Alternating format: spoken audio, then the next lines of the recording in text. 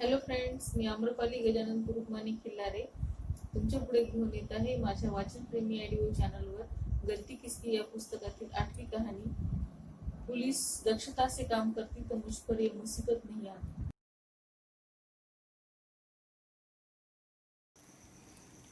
मेरा नाम पीटर कैमस है। मेरी उम्र 70 वर्ष है। मैं जर्मनी का रहने वाला हूँ। अब स्थायी रूप से मैं भारत में बस गया हूँ। लगभग 19 वर्ष पहले मैं पर्यटक के रूप में पहली बार भारत आया था।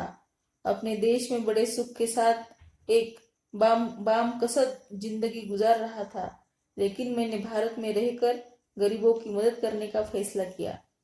मैं एक सामाजिक और स्वास्थ्य कार्यकर्ता हूँ।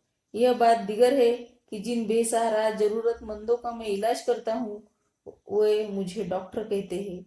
राजधानी के पॉश सेंट्रल मार्केट के सड़क के किनारे खुले आसमान के नीचे मेरा क्लिनिक है, जिसमें कुल मिलाकर एक कुर्सी और दवाओं के 2 बैग है। मेरे ज्यादातर मरीज सड़कों पर भीख मांगने वाले कोढ़ी और नशेड़ी है, इसलिए मैं उनके इलाज का कोई पैसा नहीं लेता हूँ। अपने जीवन यापन, क्लिनिक और दवाओं के लिए मुझे बर्लिन फंड से हर महीने पेंशन मिलती है। अपने देश में एक महत्वपूर्ण राजनीतिक हस्ती का बेटा होने के नाते मैं कभी दुख और गरीबी नहीं देखी थी। इसका एहसास मुझे भारत के खुजली पीड़ित लोगों की पीड़ा देखकर हुआ। यह सब कुछ शहर की एक पॉश मार्केट में आने जाने वाले की आंखों के आगे हो रहा था। इस घटना ने मुझे भारत में रहने के लिए और निराश्रितों को देखभाल करने का फैसला करने पर विवश कर दिया। ऐसा नहीं था कि मेरी पहली बार भारत यात्रा थी। इस देश के प्रति लगाव के कारण मैं यहाँ कई बार आया हूँ और इससे पहले भी मुझे कई बार समस्याओं का सामना करना पड़ चुका था। यह दास्तान हमारी पहली भारत यात्रा की है। हुआ यह कि मैंने और मेरी पत्नी ने भारत यात्रा में रहकर स्थानिक प्रतिभाओं की सहायता करने का फैसला किया। इसी के तहत हमने एक लड़के और एक लड़की को गोद ले लिया और उनकी शिक्षा का खर्च वहन किया। बाद में उन्हें उच्च शिक्षा के लिए जर्मनी भेजा गया। अगली भारत यात्रा में हमने रमेश और सुरेश 2 भाइयों को चुना। हम इन लड़कों को हर संभव सहायता करना चाहते थे। वे पढ़ने में बहुत तेज और आगे बढ़ना चाहते थे। उनकी माँ की मृत्यु हो चुकी थी और पिता अक्सर बीमार रहते थे, जिनकी देखभाल की जरूरत थी।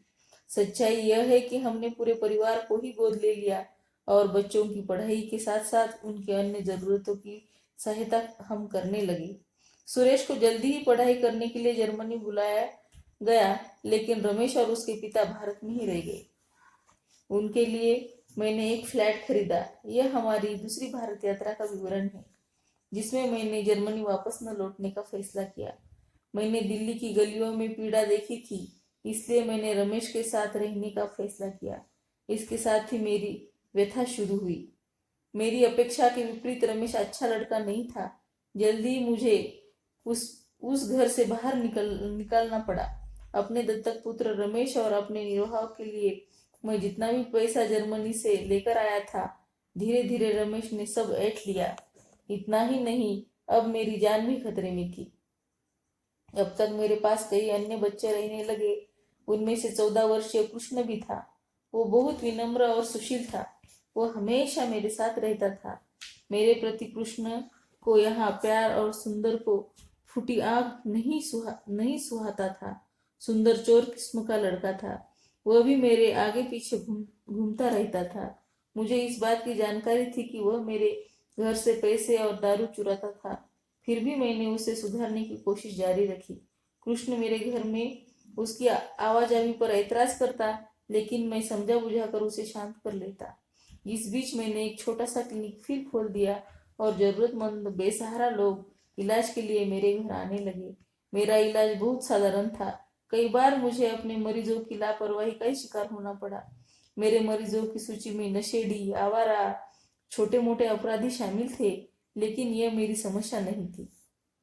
यह अधिकारियों के लिए चिंता का विषय था। मेरी जिम्मेदारी तो बस इतनी थी कि मैं इनका इलाज करूं और अपने जीवन में स्वभाव में बदलाव के लिए उन्हें प्रेरित करूं। कुछ मरीज मेरी बातें सुनते, कुछ अनसुना कर देते। एक शाम जब मैंने अपने घर वापस पहुंचा तो वहां का दृश्य देख कर स्तब्ध रह गया। मैंने अपने सबसे प्यारे बेटे कृष्ण को खून से लथपथ मृत पाया। मैं फौरन समझ गया कि इसका कातिल कौन हो सकता है। पुलिस को सूचना दी गई। मैंने पुलिस को सारा वाकया बताया, यहाँ तक कि सुंदर के घर का पता भी।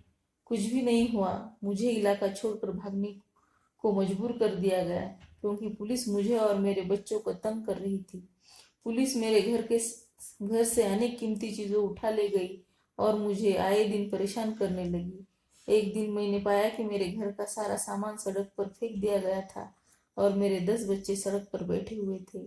इस बीच मेरे एक करीबी डॉक्टर मित्र ने मेरे मकान मालिक को प्रभावित करके मुझे घर से निकालने की योजना बनाई। मेरा यह दोस्त कई नर्सिंग होम चलाता था। इस पर मेरा काफी पैसा है। यह वजह है कि वह उसका बेटा दोनों मिलकर मुझे कई बार घायल कर चुके हैं। हम लोग वहां से हटकर दिल्ली के एक ग्रुप हाउसिंग सोसाइटी के फ्लैट में आ गए। मेरी गतिविधियां और मेरे साथ गरीब बच्चों को संदेह की दृष्टि से देखा गया। किसी भी पड़ोसी ने मेरे साथ हमदर्दी नहीं जताई। वे लोग थाने में मेरी खिलाफ उल्टी सीधी शिकायतें दर्ज करा देते। फ्लैट में रहने की अवधि के दौरान मुझे 6 बार थाने बुलाया गया और एक बार मेरी पिटाई भी की। पुलिस वालों ने मुझे जासूस, बच्चा चुराने वाला और पता नहीं क्या क्या कहकर आरोप लगाना शुरू कर दिया। अच्छी नस्ल के मेरे 14 कुत्ते चुरा लिए गए थे। पुलिस ने फर्जी मामले में फंसाकर मुझे तिहाड़ की हवा खिला दी।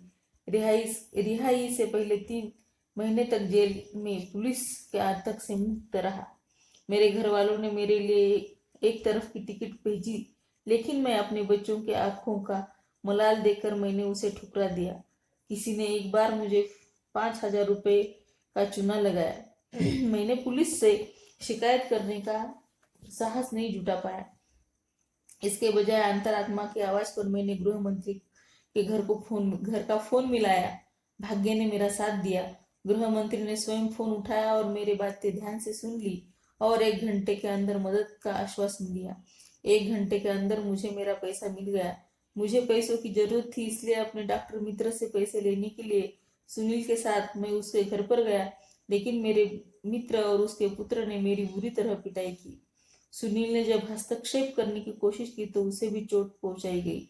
सुनील बड़ा संवेदनशील और महत्वाकांक्षी लड़का था। उसने मुझे बाद में बताया था कि वह इस घटना से बेहद आहत हुआ है। 2 दिनों बाद हमने उसकी लाश रेल के पटरी पर देखी। वह ट्रेन से कटकर मर गया था। मैं अब एक जी रहा हूँ और अपने गरीब नन्हे मुन्ने की मदद कर रहा हूँ। मैं भारत नहीं छोड़ सकता। इस देश के प्रति मेरे प्यार की जड़ें इतनी गहरी है कि मैं इसे छोड़ नहीं सकता। अगर पुलिस निष्ठा और दक्षता से काम करती तो इन सारी मुसीबतों से बचा जा सकता था। इस मामले में विस्तृत जांच के लिए लेखिका ने दिल्ली पुलिस से सतर्कता विभाग को सुस्तुति की है। गलती किसकी है? स्थानीय कानूनी और रीति रिवाजों को पूरी तरह से जाने बिना किसी अजनबी पर भरोसा करना बहुत महंगा पड़ सकता है। पुलिस बल के दुर्व्यवहार के खिलाफ जनता आवाज नहीं उठाती। नौकरशाह अक्सर शिकायतों के प्रति संवेदनशील रहते हैं और शिकायतकर्ता की मदद करने के बजाय उसकी शिकायत की औचित्य पूछते हैं। अगर पुलिस निष्ठापूर्वक अपने कर्तव्य का पालन और दक्षता से करती तो ढेर सारी तकलीफें कम की जा सकती है।